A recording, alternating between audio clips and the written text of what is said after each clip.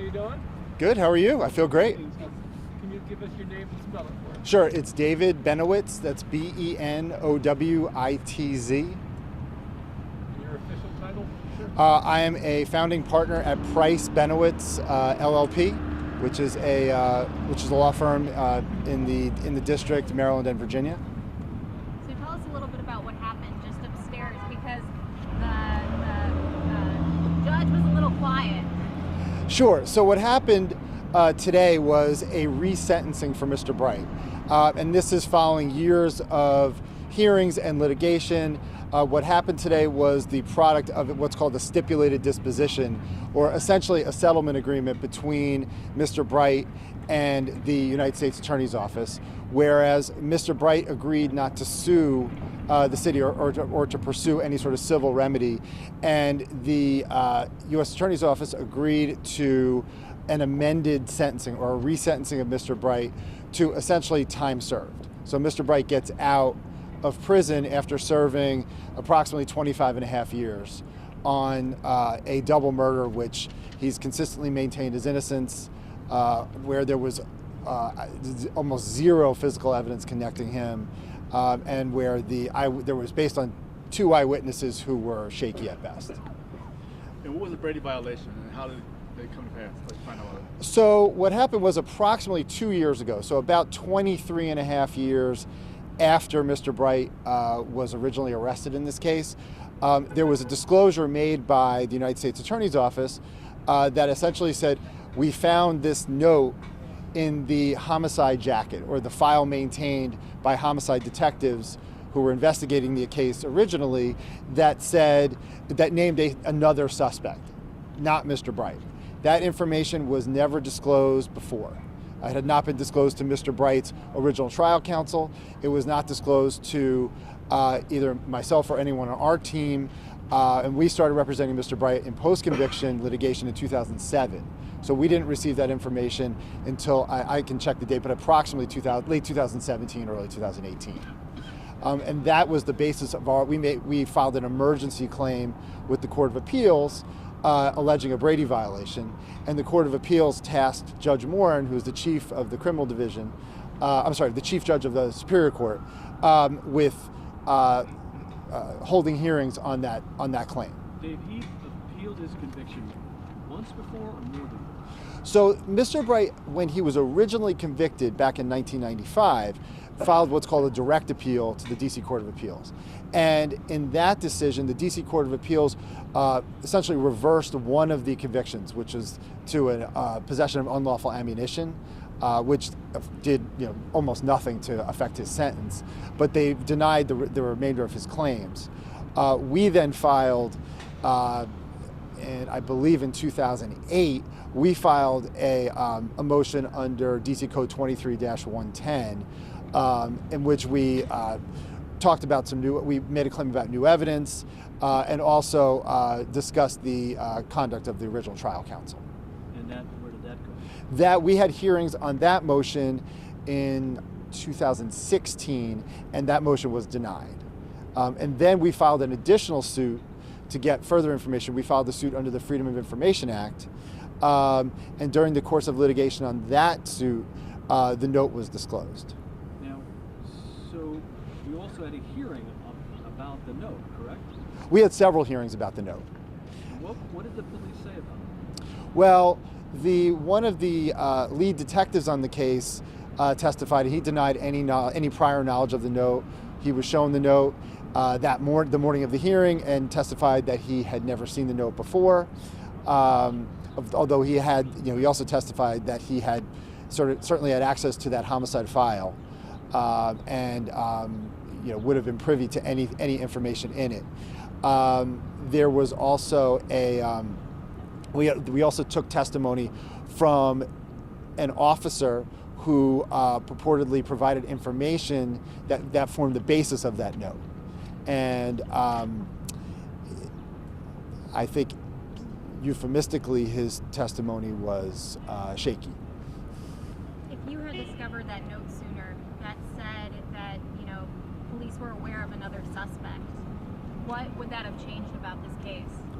Oh, it would have changed everything about this case. And as Mr. Bright's original trial counsel testified at our post-conviction hearings about the note, had he had that information, it would have changed the way he investigated the case, the way he litigated the case.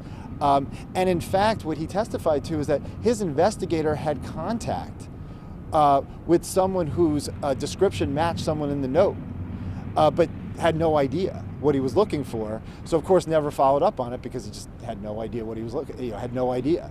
And had they had that note, they would have been on the direct track to the second suspect and could have and would have based their entire defense strategy on just that information. So it would have changed it completely. So is there some malfeasance here? Is on the part of the police for hiding the note, perhaps, or what happened to the note? I mean, the short answer is I don't know. I can tell you that I looked at the homicide jacket. Now, this, of course, was after the note was disclosed to us officially, but I went and looked at the homicide jacket, or the homicide file. The note was, I don't know, maybe 20 pages down below the top. If you know about these homicide jackets, they're sort of the old ones are, have the double clip in the middle, and they're with the spike through the pages, and it was maybe a quarter inch down, so not that difficult to find. So, but no one who testified had any explanation as to why that note had not been disclosed, or where the note had been for 23 years. So he is still considered convicted of these double murders, correct? That's correct. And what was the primary evidence used against him in the trial? So the primary evidence used against him was the testimony of two eyewitnesses. One eyewitness originally testified at the grand jury, and it was clear that he was testifying under a false name. Both eyewitnesses testified that they were high on crack and alcohol at the time, that they witnessed what they claimed they saw. I can also tell you that Mr. Bright recently passed a polygraph test where he was asked whether he committed the murders, and he passed that test with flying colors, indicating that he did not have anything to do with the murders. And the polygrapher who conducted the test is someone who worked for the FBI doing polygraphs for about 30 years, and in fact had worked for the U.S. Attorney's Office in the 90s and actually worked on this case for the government. You said one testified under a false name. Did I hear that right? So one of the original eyewitnesses, when he went to the grand jury, went in and claimed he was someone else. But he testified in trial under his correct He name. did. And I believe he testified that he was someone else because he had a warrant out for his arrest at the time. And didn't one of these witnesses say that it was too dark to see his face? Yeah, these witnesses, I mean, these were not, in my mind, not credible witnesses. There's one witness testified that she was high on crack. I mean, she'd been smoking crack and drinking alcohol all day. And the other witness also testified about his drug use and how dark it was, etc. Yeah, these were not great witnesses. I think the government's case was especially weak. Was this a pro bono case for you all? Yes. And how did you end up with this case 13 years ago? 13 years ago, another judge who originally presided over the case called me and asked me if I'd be interested in taking the case, and I accepted. Yes.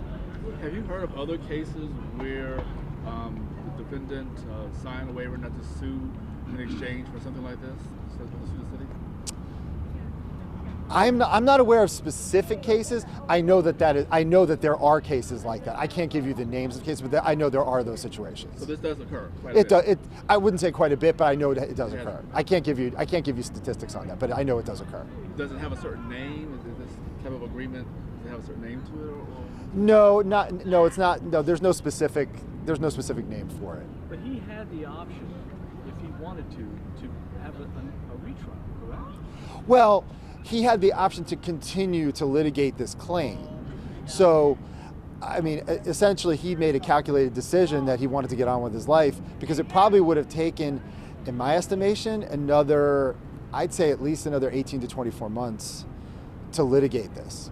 Because we would have had to do final briefings on this issue, and depending on the ruling, if he didn't get the right ruling, then we'd have to appeal it potentially. So there was some risk to him, which he, I think, took into account in making his decision. But he has plans, for his future. He's about to get his associate's degree. which he's obtained. He's about 15 credits short of his associate's degree. He wants to get a bachelor's degree and move on with his life. I think it was mentioned back in there about the victims' families. Did they step forward and have anything to add to this case? No, not at this point. No, not in the past. Not in the past 13 years. They did not.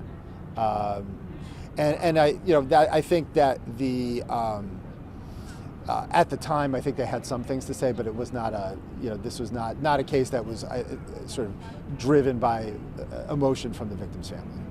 Do you know whether the U.S. Attorney's Office has contacted the victim's family?